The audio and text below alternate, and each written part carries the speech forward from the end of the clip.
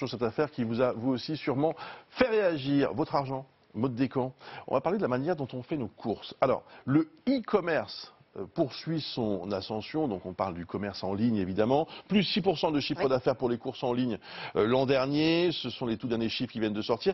Il y a un phénomène nouveau sur le marché de l'alimentation qui pourrait d'ailleurs ringardiser le bon vieux supermarché, on appelle ça les pure players. De quoi s'agit-il? C'est un peu barbare comme nom, hein. Les pure players, c'est quoi? Eh bien, vous savez, ce sont ces sites de vente en ligne spécialisés dans l'alimentation. Et vous les connaissez peut-être. Regardez, on a Joe, on a Picnic, HelloFresh. HelloFresh, c'est particulièrement connu. Ce sont des enseignes donc, qui n'ont pas de magasin physique, mais qui sont donc des plateformes qui vous permettent de faire les courses en quelques clics. Vous vous faites livrer à la maison et ça cartonne chez les 35, 60, 65 ans même. Et pas qu'à Paris, hein, ça cartonne partout en France. Et surtout, regardez, ça porte le e-commerce, notamment donc cette année et l'an dernier. Voyez donc le e-commerce plus 6% en 2024, donc c'est une très bonne nouvelle. Regardez surtout quand on fait un zoom sur donc ces pure players, on est à plus 15,8% de chiffre d'affaires. C'est vraiment ça qui porte tout le secteur. Ça nous dit tout simplement bien qu'on a changé notre manière de faire les courses alimentaires aujourd'hui.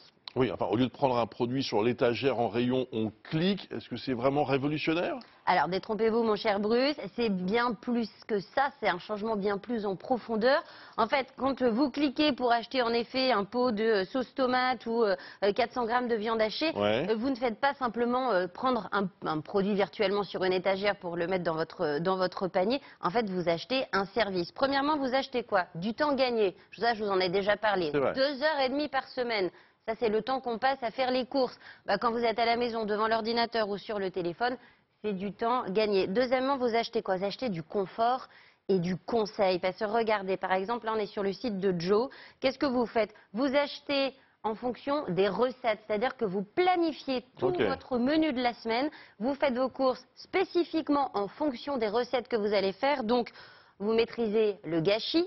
Vous savez exactement ce que vous allez faire à manger dans la semaine, donc on enlève une charge mentale et en plus vous faites des économies puisque c'est vraiment au cordeau. Et en plus, l'avantage de ces pure players, c'est que les prix sont vraiment attractifs. Comme il n'y a pas de magasin physique, il y a moins de salariés, il y a moins de charges, donc les prix sont très attractifs. Alors on imagine que les enseignes de la grande distribution surveillent de près ces nouveaux venus sur le marché de l'alimentation. Oui, d'autant que le chiffre d'affaires de la grande distribution physique stagne en ce moment, donc je peux vous dire qu'en effet ça surveille de près.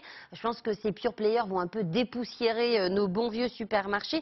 Regardez ce que m'a dit Émilie Mayer, qui est spécialiste de la grande distribution que j'ai contactée hier. Les pure players vont pousser la grande distribution à faire autre chose justement que de proposer simplement des produits posés sur des étagères.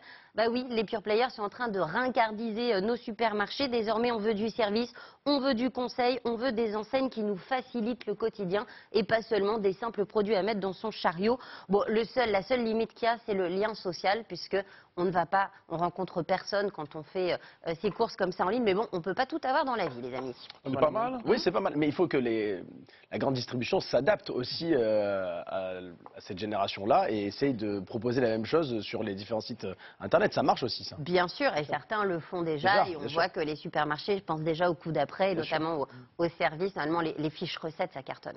Bon, et les produits sont meilleurs ou pas? C'est la même chose, vous trouvez la même chose que ce que vous trouvez dans votre supermarché. Pas mal, mais ça fait gagner du temps. Ça arrive directement chez vous. On va tester. Pas mal, hein. Merci beaucoup. Allez-y, Alba.